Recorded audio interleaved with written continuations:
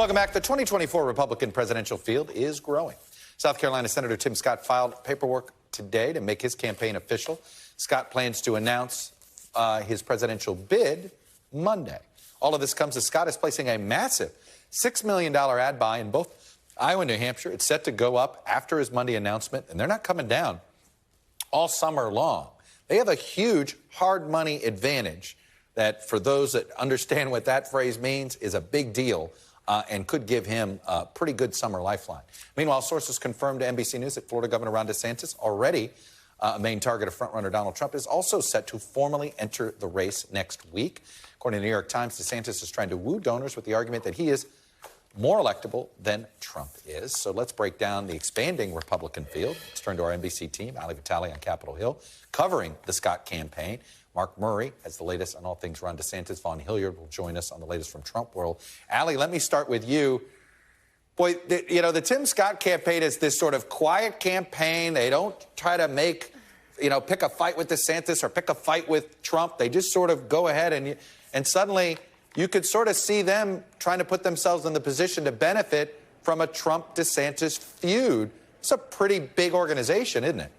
It's a pretty big organization, and you know the impact that having $20 million plus cash on hand when you get in the race can be. That's a huge boon to them. And of course, they're putting it to work right away. When you look at the ad buys, that's certainly a flex in the campaign world. That's, in the words of what someone was saying to me today, the ad buy itself is worth more than what some campaigns actually have on hand right now. So they feel good from the money perspective. And look, they're also happy, I think, to let Trump and DeSantis duke it out.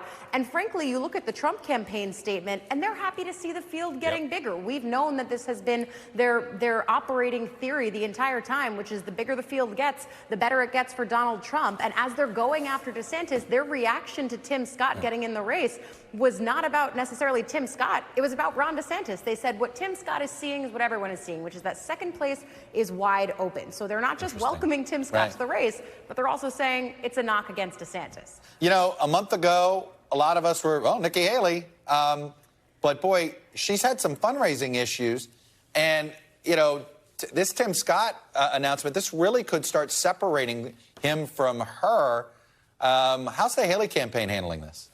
Well, look, it separates him from her in that he is able to just go the distance because he has the money baked in already. They raised, somewhere around $5 million in that first quarter. Some of that money was duplicate and double counted, and so that looked like a snafu and some messy handling on the campaign's part. They're still plugging along, and I think the thing that's always been true about Nikki Haley is that clearly, there is a baked-in rivalry between Haley and Scott simply because they are both from South Carolina. The Haley side would tell you that Tim Scott got his start in national politics because of Nikki Haley appointing him to the Senate. The Scott folks would say he has more than honed his own profile, both here in the Senate and nationally as he's been on the road. We'll see which theory of the case wins out.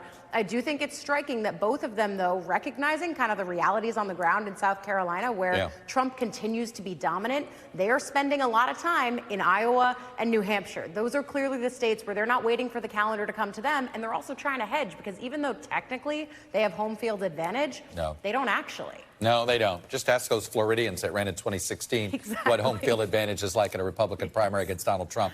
Ali Vitali on the Tim Scott campaign. Ali, we will see you next week in Iowa, I have a feeling, and New Hampshire. Thanks very much. And Charleston. Exactly, and Charleston. Let me move over to Mark Murray and the DeSantis campaign. So, Mark, let's go back into your crystal ball here a minute. And if Ron DeSantis announces his presidential candidacy in January and not when it's coming, the words formidable would have been probably, and juggernaut, would have been the two most commonly used words to describe this campaign. I think formidable still is appropriate, but not juggernaut. Yeah. Formidable. You're exactly right, Chuck. And of course, when we end up seeing the launch, there'll be a lot of media attention. But you're exactly right that the last 5 months overall really haven't been all that kind to Ron DeSantis and his kind of expanding soon-to-be campaign that we'll finally end up getting next week. And of course, there have been a lot of trappings that you've ended up seeing from the Florida governor.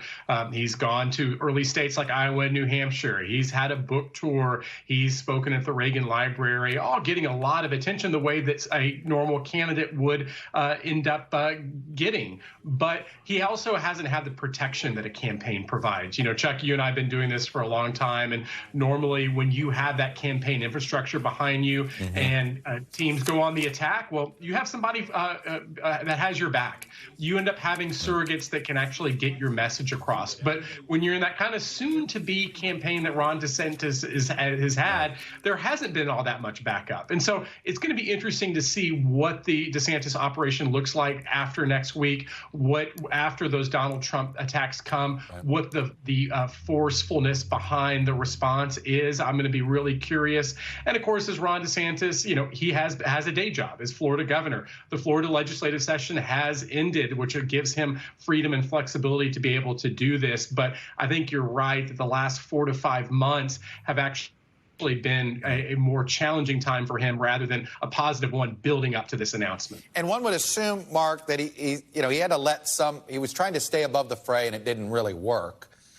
You assume he's going to now start counterpunching on Trump more, but that could end up just benefiting Tim Scott, right?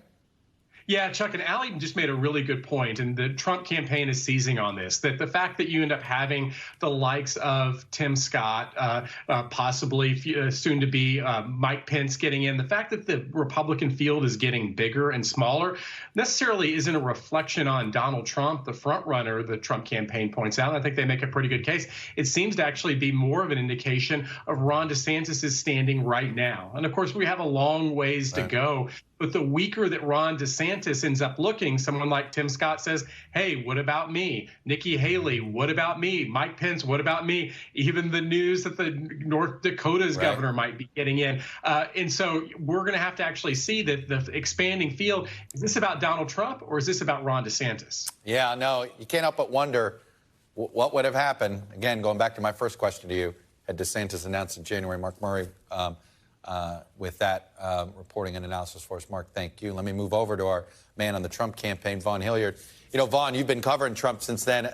You know, the Trump campaign January of this year versus the Trump campaign May of this year, they were on the defensive and on their heels in January versus where they are today. I mean, this is playing out about as well as they could have hoped for the last 5 months, no?